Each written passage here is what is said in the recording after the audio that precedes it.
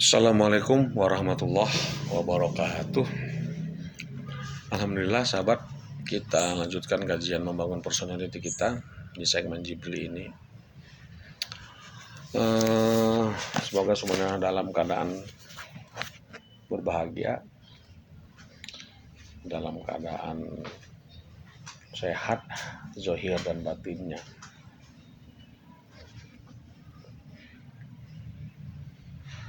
Sekarang kita akan membahas derivasi lafaz akal yang tertuang di surat Al-An'am ayat 32. Bagaimana peran akal di sini? Mari kita bahas. Bismillahirrahmanirrahim. Wa mal hayatud dunya illa la'ibu wa lahun. Walad darul akhirah khairul lil ladzina yattaqun afala taqilun.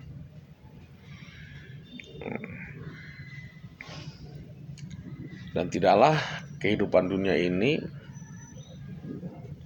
melainkan hanya main-main dan senda gurau belaka. Dan tempat akhir itu lebih baik bagi orang-orang yang bertakwa. Maka tidakkah kamu mempotensialisasikan akalmu? Nah, sahabat, untuk urusan dunia dan urusan akhirat, ya, selalunya kita tidak menggunakan akal. Nah, di ayat ini ditantang akal kita untuk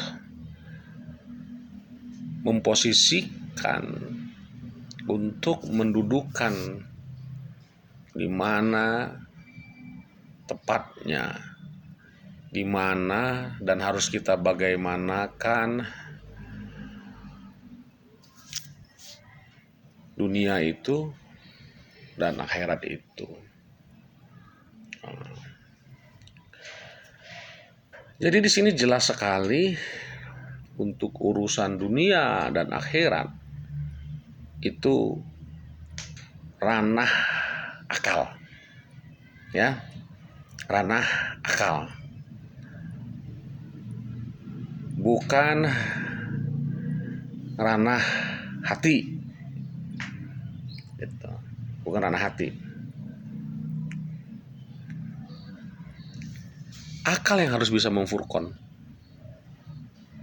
kehidupan dunia dan kehidupan akhirat itu. Jadi ketika kita berhadapan dengan dunia, maka tempatkan dunia itu hanya sebagai tempat kita bermain, ya, tempat kita bersendang gurau.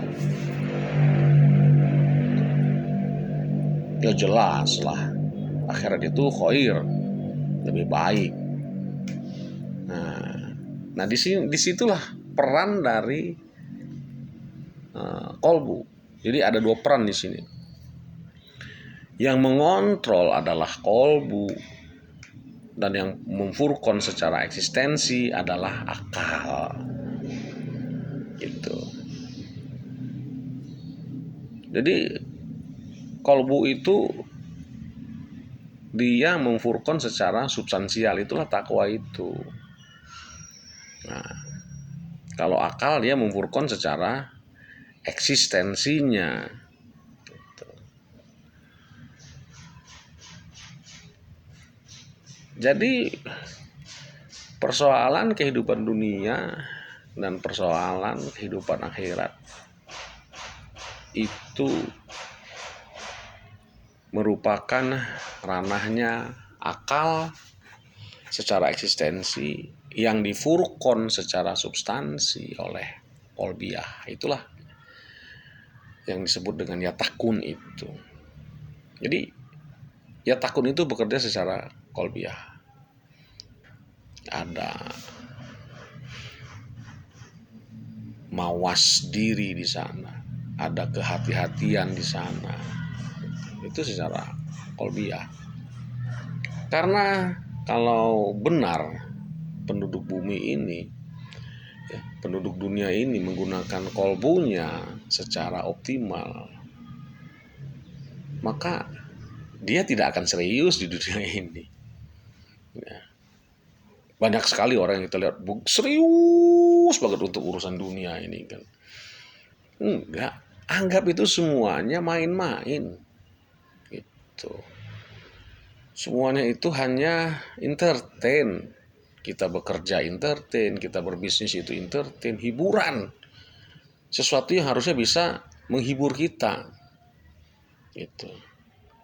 Ini kalau kita lihat orang bekerja di dunia ini kok malah tegang gitu, tidak terhibur dia. Nah, ketika kita tidak terhibur dengan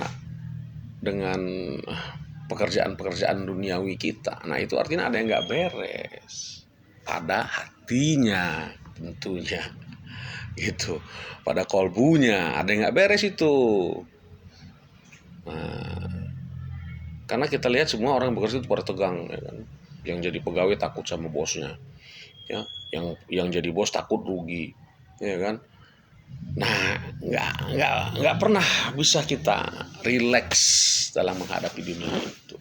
Rileks, karena dunia hanya tempat kita bermain dan senda gurau. Di saat kita rugi dalam berbisnis, ya itu ya harus kita terima. Itu bagian dari regulasi. Bagian dari regulasi. Rugi dan untung itu adalah regulasi. Jadi game kan, nama game ya ada kalah ada menang gitu. Nah, bisa nggak kita berkecimpung di dunia tapi hati kita tetap terjaga? Nah itulah, karena ketika nanti dia kehidupan akhir, itu yang menjadi wajah kita itu adalah hati kita. Silahkan kita bermain di dunia, tapi wajah kita itu tidak rusak. Makanya perlu dikontrol dengan ketakwaan. Demikian. Assalamualaikum warahmatullahi wabarakatuh.